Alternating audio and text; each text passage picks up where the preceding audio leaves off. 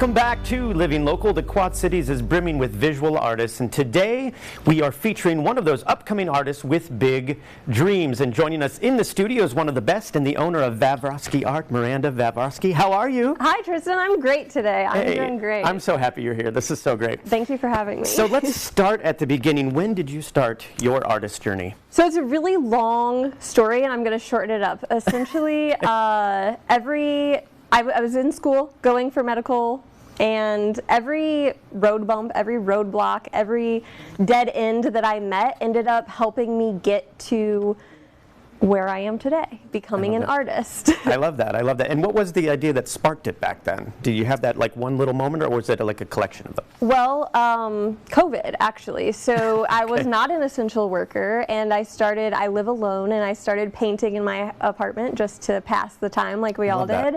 And through Facebook, people started asking if they could purchase my artwork, and I was very uncomfortable with it at first. I was like, oh wow, you spend so many hours on your artwork, and you just don't know how much to price it for. And then I was like, well, if I'm going to make a living out of this, I have to learn that. And it just blossomed. I got my LLC, and I just started building my website. I learned web design. I learned how to make prints. All right, let's talk a little bit about your process. Okay. Because if anybody's followed you on social media, and you haven't, please go do.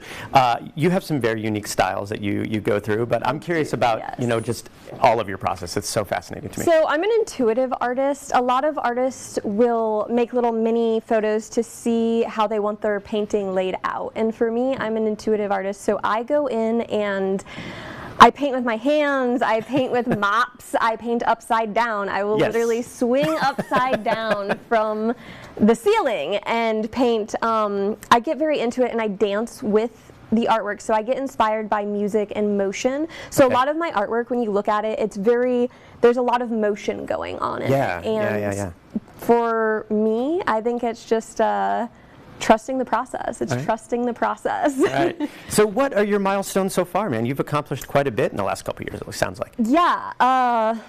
I think my biggest milestone, my favorite milestone was doing a wedding. So I actually made artwork for a wedding, huge artwork. It was bigger than this. It wouldn't have fit on here. And it was this type of artwork that I do, which is the resin and alcohol inks on the sheet metal. And so I did that. I brought it to their wedding, and they each stood at one end, and they did the splash marks on it. Oh, cool. So I said a little thing for them, and then they splashed the artwork. My second biggest milestone is my art show. I hosted my first art show in my first studio, and I had 7 days to plan it, and it turned out beautifully. It was very successful. So, what advice do you have for an aspiring artist or other entrepreneurs? Because it's a crazy world, man. It is. So for other artists, I would absolutely say that just have fun with it. Absolutely laugh at yourself. Don't create artwork with the intention to sell. Know your worth and work hard, stay humble. Don't overwork yourself. Don't go to the point where you're doing all of the web design and all of the logistics of it so that you lose yourself in that and you stop having fun with the artwork. Make sure that it's 50-50. 50% fun and 50% logistics. That way you don't burn yourself out. Dude, I love that. So quickly tell us about some of the pieces you've brought in. You brought in quite a few, and they're stunning. So again, I'm an intuitive artist. They all get a little bit wild. These are acrylic paintings. This is the last painting that I created in my first studio.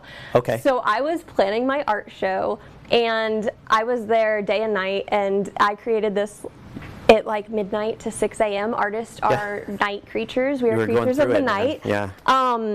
Also, another point for artists, experiment. Always experiment. For this one, I used sand, use archival products. Oh, wow.